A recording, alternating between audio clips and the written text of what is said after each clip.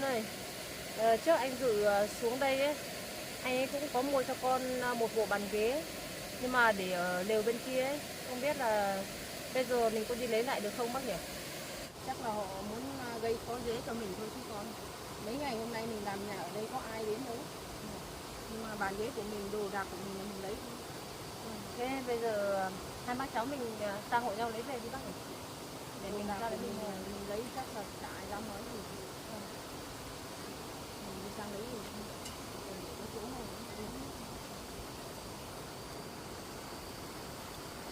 Mình ở đây chờ bà với mẹ nhá. Bà sang bên kia lấy bàn ghế về để còn có chỗ ăn cơm ngồi uống nước. con đừng nghịch bẩn quần áo nha con nhá.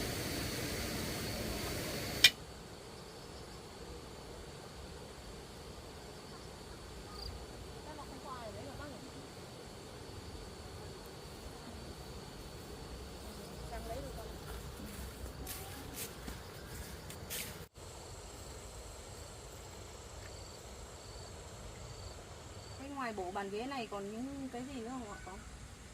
Còn đấy bác ạ, còn mấy cái đá xay này nữa. Hôm trước là con lấy về còn xay ngô.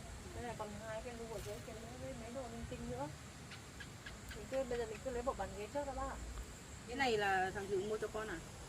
Dạ vâng bác ạ. Trước anh Dự anh ấy xuống đây thấy mẹ con không có chỗ ngồi ăn ấy. Thế là anh ấy đi mua cho con. Những thứ này là đồ của thằng Dự mua cho con. Cũng là một cái kỷ niệm con mang về dùng. Không biết thằng Dự giờ này như thế nào nữa. Thôi bác ạ, bác đừng buồn nữa.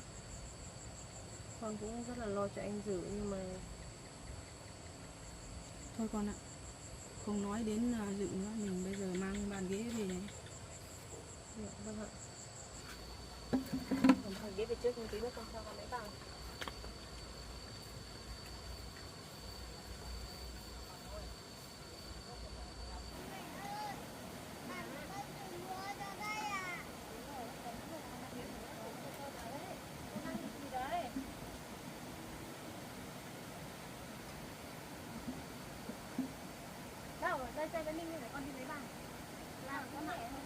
Tiệm này có khi bác về phòng trọ thôi. Từ lúc ra viện bác cũng chưa sang phòng. Bác muốn về phòng trọ. Còn mỗi cái bàn con sang lấy về nữa. Bác ở lại ăn cơm rồi về ạ? Thôi bác xin phép bác về. Hôm này mấy cái hôm mà mấy cái bác mà làm sau ấy bảo tính theo ngày công ấy thì con có được ghi vào không? Con có được ghi đấy bác ạ. Tổng chắc cũng phải gần 2 triệu bác ạ. Mà cái hôm bác cháu mình đi hợp đồng thì cũng 5 triệu nữa. Thế mà mấy hôm mà bác lại ốm nữa thì con thanh toán viện phí cũng hết tiền. Rồi để bác tính. Thế tiền của con cứ để lại đi. Con còn đi chợ búa nữa với cả tiền ăn cho con nữa. Còn cái tiền làm già để bác lo. Con không phải lo nghĩ nữa. Ở đây con cũng còn một ít bác ạ. Bác cũng không phải lo nghĩ gì nhiều đâu. Thì bây giờ đi chợ búa thì con cũng còn rau thì mình vẫn mang đi chợ bán. Biết là thế nên con cũng không phải quá tiết kiệm nữa con phải lo cái sức khỏe của mình. Con ạ, con không phải lo nghĩ nhiều đâu. Cái tiền làm nhà để bác lo cho. Còn mai các bác thợ về làm ấy, thì tính bao nhiêu ngày công thì là mình cứ ghi vào rồi mình tính tiếp. Trên cái bàn để đi, không phải tới mất. Minh ơi, Dạ. bà về nhá, tối nay bà không ở lại đâu nhá. Vâng. Sáng mai bà xuống chơi với con nhá. Bà không ở đây thì con Rồi bà về một tối thôi nhá, con ngoan nhá. Vâng. Chờ mẹ xong là mẹ nấu cơm cho con ăn nhá.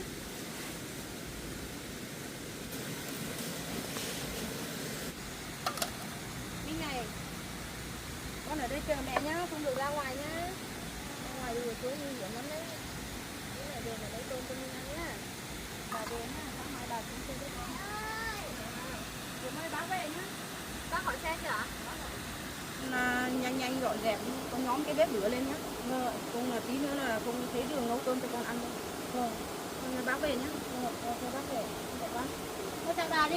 Con chào bà.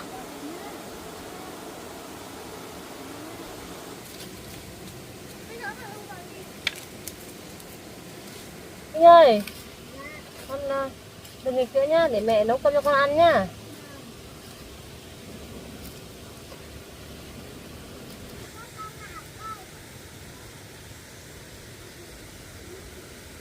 Nhà này có trứng không? Con muốn ăn trứng á? Có ăn cơm không? Rửa mẹ một tí nhá. Con ngồi đây chờ mẹ nhá. Mẹ đi cắt gạo. Dạ. Thế là 8 tuổi á. Con đừng bị nghỉ quá nhá.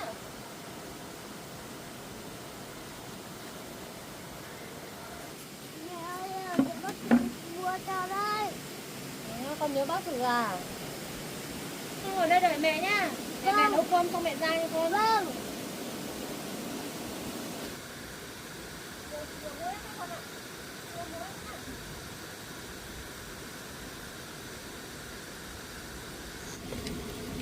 Con ơi, để ý nha, mũi đốt nha.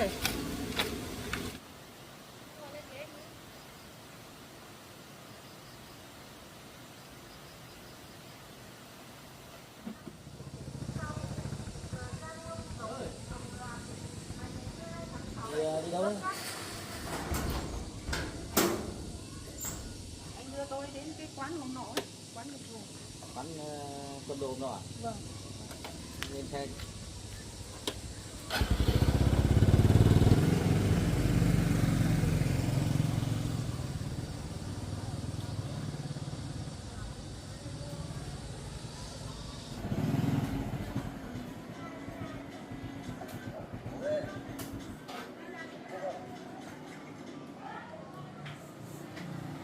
Chào anh ạ.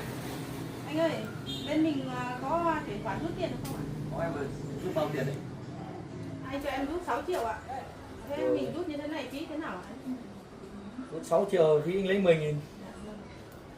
Cái đồ em là thân nhỉ? Vâng. Cái đồ vừa rồi em ký gửi đây thì không nói, nhưng mà cái đồ tầm ấy thì em có lấy lại không thì anh còn để lại, không thì anh còn thanh lý. Vâng, em có anh ạ, nhưng mà anh để cho em mấy hôm nữa không được không? Rồi ok, nếu em nói thế thì anh vẫn để cho em. Em rút tiền thì đây em chuyển vào, quét vào cái mã này cho anh.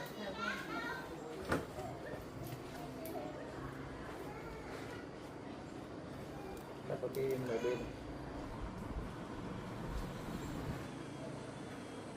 Được rồi đấy anh ạ, anh xem nhận được chưa? Rồi anh nhận được rồi đây.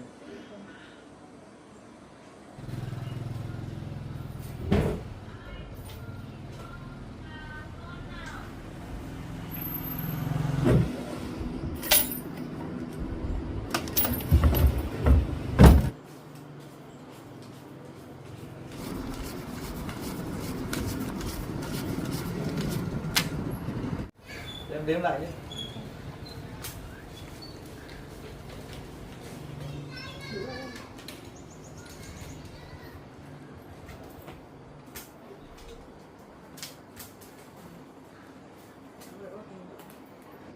Dạ em gửi anh mình. Rồi anh xin nhé. Cảm ơn anh nhé, em xin phép về luôn. Ok. Anh đưa tôi lên cửa hàng ở trên này nhé.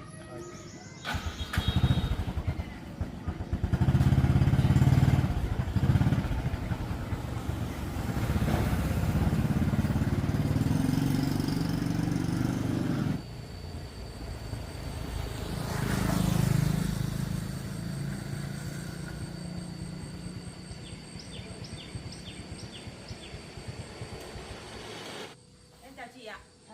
Chị ơi, nhà mình có màn, có chiếu không ạ? Có. Đây vào đây. Nhiều, có cả trăm.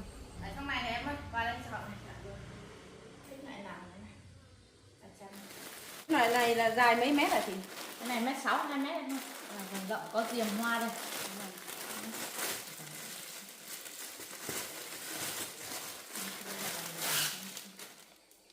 Được rồi, chị gói cho em cái này. Bán cho em cái chiếu nữa. Đây. Đây rất nhiều em chọn đi. Vâng. Đi ra đây chị thanh toán nha. Vâng.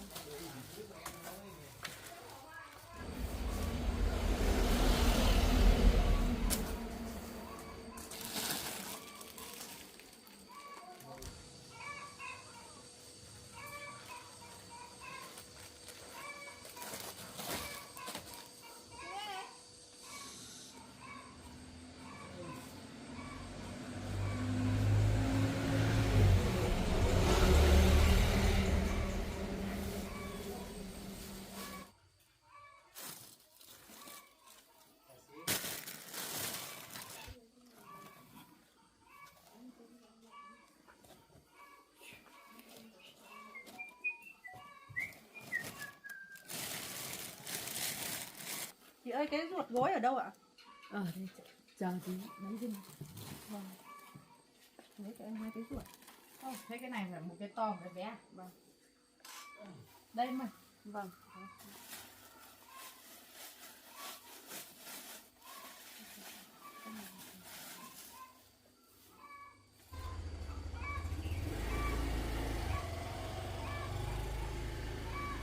Em có cần lấy thêm gì nữa không em?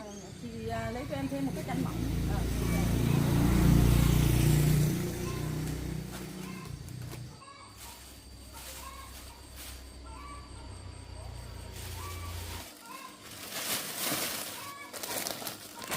Cần đây em ơi.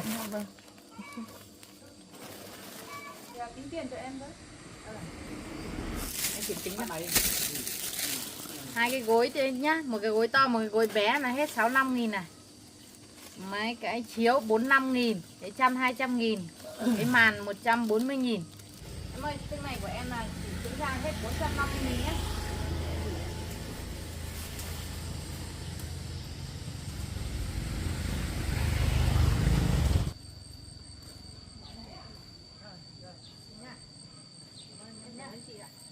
Em lấy thêm một ít bánh kẹo nữa. Đây này.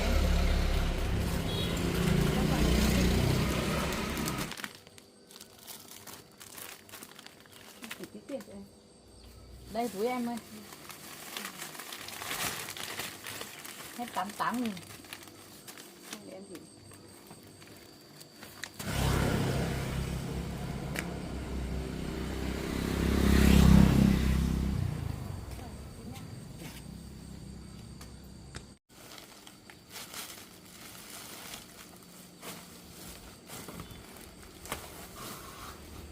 Em chào chị nhé, em về đây.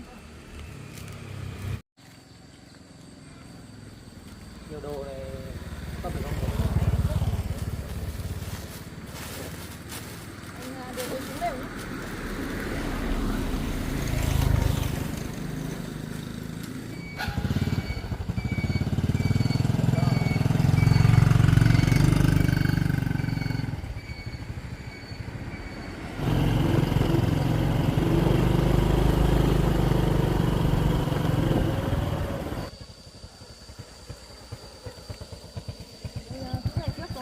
Lúc nào tôi xong việc tôi gọi anh xuống đón tôi. Vâng, cảm ơn anh.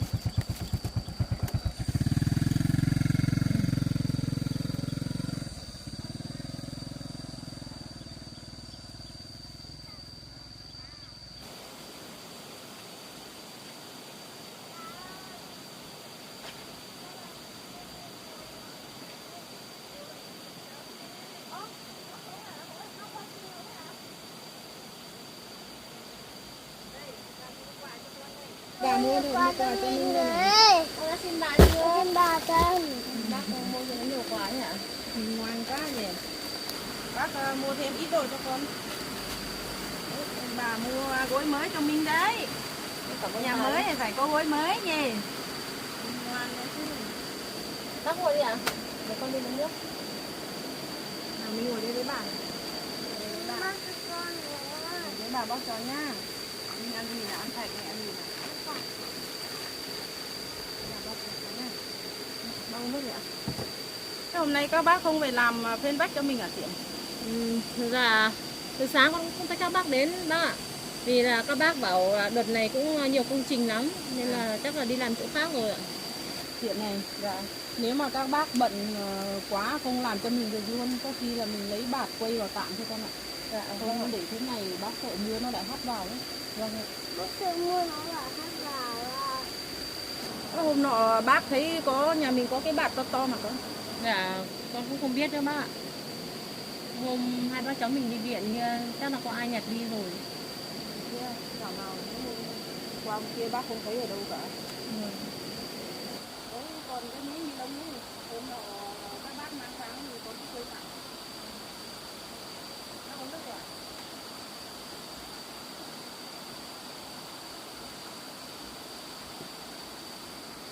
Con ơi. Đây, lấy cái ni lông. Cho con ăn đây. Bà bóc con nhé. Đúng. Đây là bóc.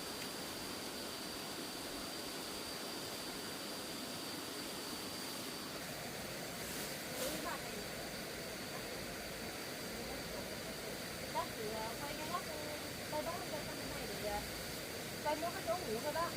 Chắc 1-2 hôm nữa nó có bác đến làm thôi.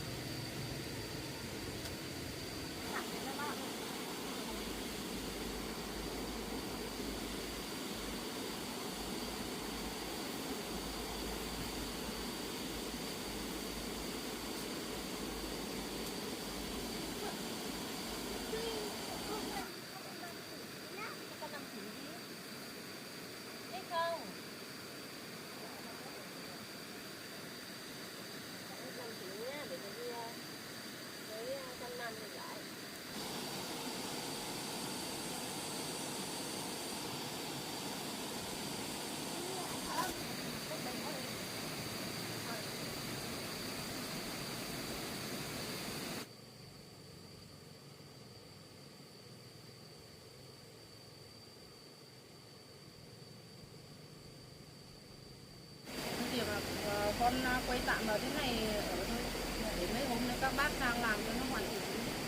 Bây giờ bác cũng xin phép, bác về bác còn có chút việc. Bác ở lại ăn trưa rồi về à? Thôi, bác về tí nữa bác ở qua quán ăn ăn. À con còn thiếu cái gì không? Tí nữa bác hiện bác lấy cho. Tạm thời như thế là được rồi đó ạ. Thì cái gì cần thiết quá thì con đưa cái chuẩn bị. Thế hai mẹ con tự chăm sóc cho nhau nhé. Bác về để có khi sáng mai bác mới cũng được. Anh ơi, bác về, bà về nhá.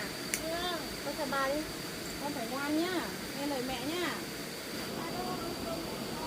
Thôi để sáng mai bà xuống nhá, mình ở nhà phải ngoan nhá, vâng lời mẹ nhá, không được ra bờ suối chơi nguy hiểm lắm đấy nhá. Chào bà. Nghe bà đã nói với con nhá. Bà con nhiều quà quá. Thế con ngồi đây nhá. Để mẹ đi dọn dẹp một tí nhá. Ăn ít thôi con ạ. Ăn để dành nữa nhá.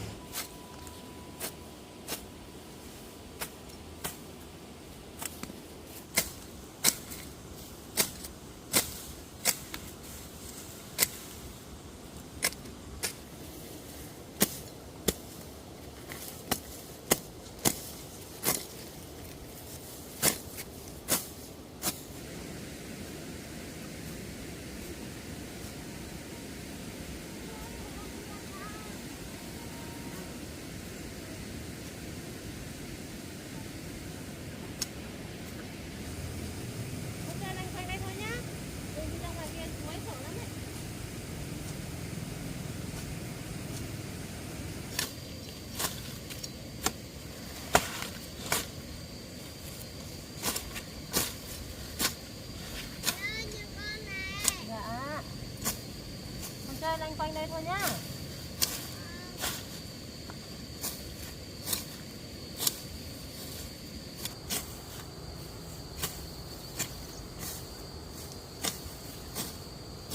Mẹ ơi. Dạ. Đấy chơi chờ mẹ. Vâng.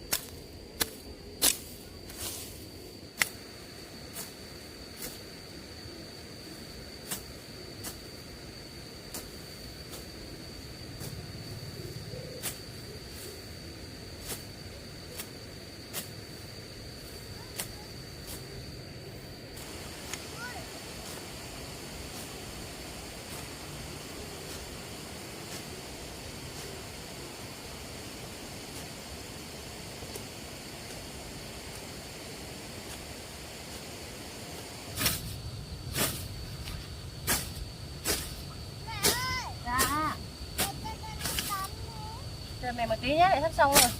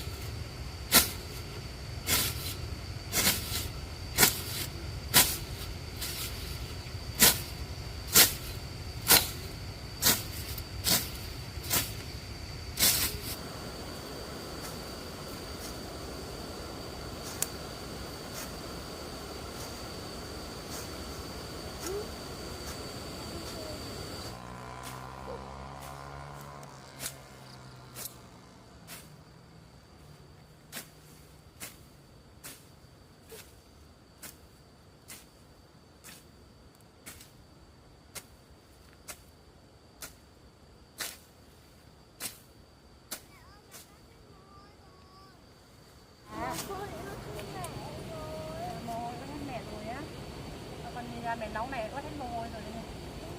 Đâu được. Nên để mẹ phát chỗ này xong nữa nhá. Wow. Đấy.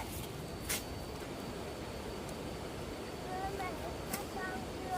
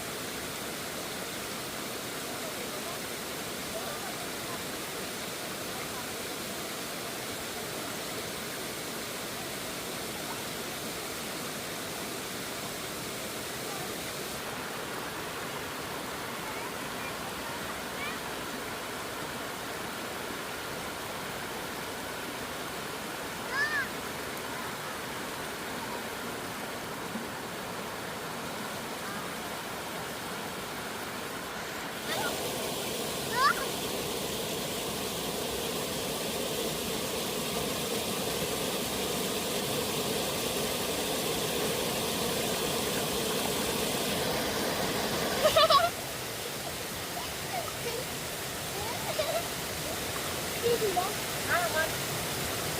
Nên đi con xuống cái này rồi.